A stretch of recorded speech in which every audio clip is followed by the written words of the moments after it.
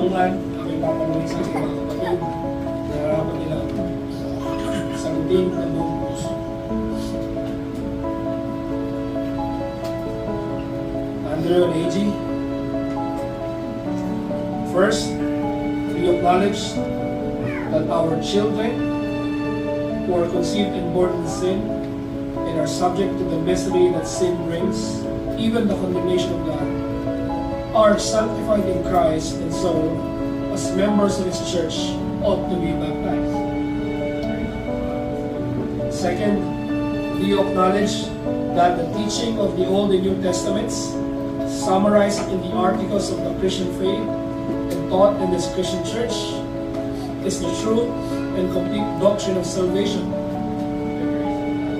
Third and last, Andrea and AG, do you sincerely promise yan yung ginawa para kay Zoe, kay Zenos, to do all that you can to teach this child, Zaza, and to have her taught this doctrine of salvation?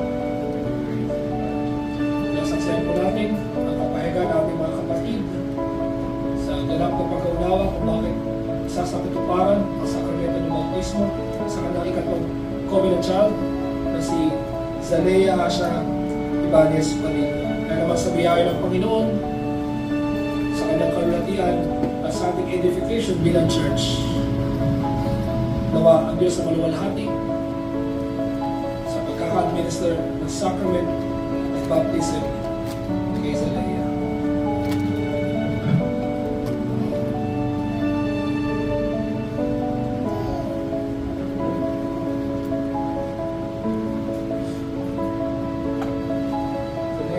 Asha Ibanez Padilla, I baptize you in the name of the Father, and of the Son, and of the Holy Spirit. Amen. Feel the grace of our church as people of the Lord. Do you promise to receive Zalea or Zaza in love, pray for her, help care for her instruction in the faith, and encourage and sustain her in the fellowship of believers? Praise God be to. Narinig natin ang ating tugon, kaya naman ating sama-sama ipahayag ang ating pananampalatayang Kristiyano to the words of the Apostles' Creed. Christian, what do you believe?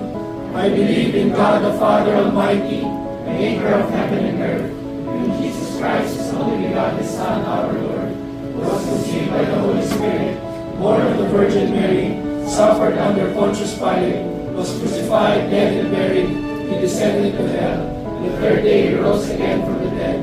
He ascended into heaven, and sits at the right hand of God the Father Almighty.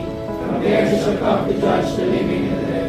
I believe in the Holy Spirit, the Holy Catholic Church, the communion of saints, the forgiveness of sins, the resurrection of the body, and the life everlasting. Amen. Ako'y manalangin. Aming Diyos Ama, purihin ka, sambahin ka, sa aming nasa sacrament of baptism, at ang nanamis mo aming Panginoon Kristo. Sa pananampalataya aming tinanggap, ayon sa iyong biyaya. Purihin ka aming Diyos, lahat ng ito ay aming dalangin, sa pangalan namin Panginoon Kristo.